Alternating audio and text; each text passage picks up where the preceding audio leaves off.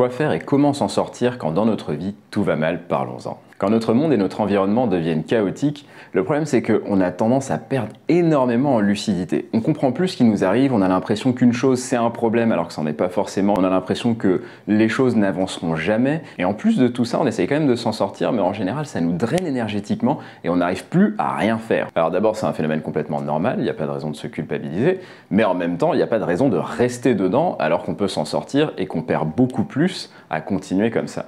Le premier truc qu'il faut réaliser, c'est justement que résoudre ses problèmes ou son problème, ça va pas forcément être quelque chose d'agréable. Et deuxièmement, ça va pas forcément être quelque chose de linéaire. Ça va pas juste être « tiens, j'ai tel problème, j'ai juste à faire ça, ça et ça, et voilà, mon problème est réglé, le chaos disparaît et je peux revenir à la vraie vie et à la félicité ». Alors maintenant, quoi faire? Le premier truc, comme je vous le disais, c'est de maximiser votre énergie. Parce que ça, c'est le bien le plus précieux que vous puissiez avoir. C'est comme la santé, si vous n'avez pas d'énergie, vous ne pourrez rien faire. Donc le but, ça va être de créer un environnement qui va vous permettre de rester le plus efficace possible. Le premier truc à faire, ça va être de bichonner cette source d'énergie.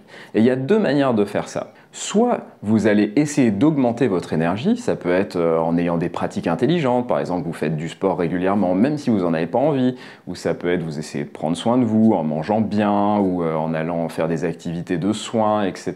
Soit vous allez essayer de réduire au maximum les éléments extérieurs à vous qui vous drainent. Et ça va être par exemple arrêter de fréquenter certaines personnes, ou au contraire, essayer de rencontrer d'autres personnes qui vont pouvoir vous stimuler positivement. Et pour moi, le truc qui est finalement le plus important au fond, c'est essayer de changer d'environnement. Parce que si vous réfléchissez bien, imaginez qu'on vous ait cambriolé 10 fois.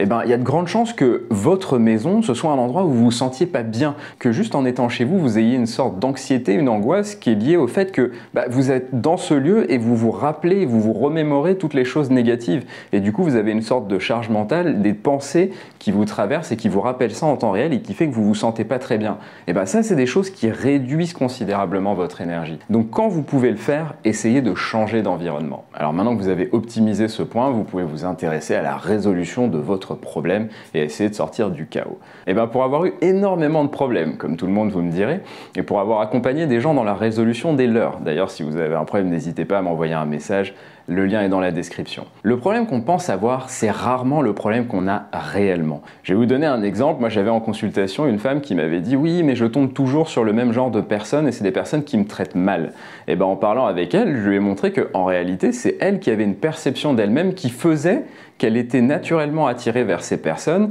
et qui faisait surtout que c'était sa zone de confort. Elle avait peur finalement de comment d'autres types de personnes pourraient la traiter. Du coup, elle restait dans ce même schéma parce que même s'il n'était pas positif pour elle, c'était un schéma qu'elle connaissait.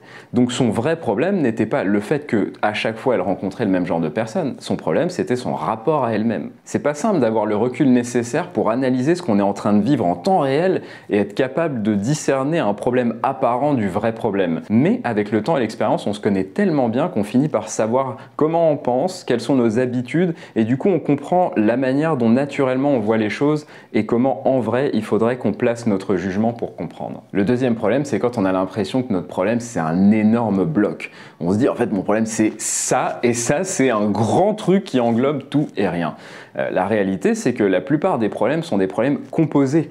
Et que pour pouvoir le résoudre, un des premiers trucs qu'il va falloir faire, c'est hiérarchiser, trier et classer ce qui nous arrive. C'est pour ça que ma stratégie, c'est de toujours choisir un problème. N'importe lequel. Ça peut être le premier problème que vous avez observé, ça peut être celui qui vous paraît le plus simple une fois que vous avez divisé le gros bloc en des blocs plus petits, ça peut être quelque chose d'anecdotique même, vous vous dites « Oh non, ça va servir à rien », c'est pas grave. Prenez n'importe quel problème que vous avez identifié et essayez de le résoudre.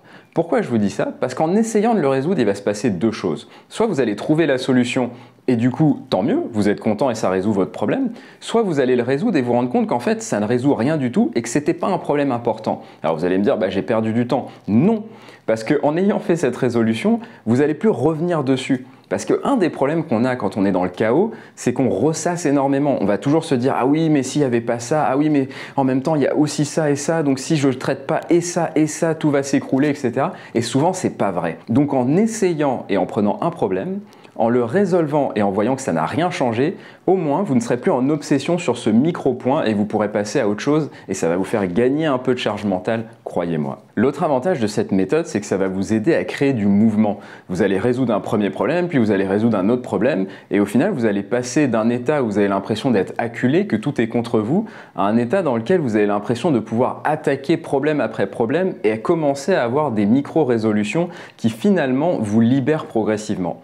Alors je ne peux pas vous dire combien de temps ça mettra à régler, et ça peut parfois pour certaines personnes prendre des années en fonction du type de problème et des circonstances. Mais ce que je peux vous garantir, c'est que si vous suivez cette méthode, vous allez passer du chaos à un monde dans lequel vous avez du contrôle et vous avez l'impression de pouvoir avoir un impact sur votre devenir qui vous ramène à un état de paix progressif. N'hésitez pas à m'écrire en commentaire les autres sujets que vous aimeriez que je traite, et je vous laisse sur d'autres de mes vidéos. Soyez en paix.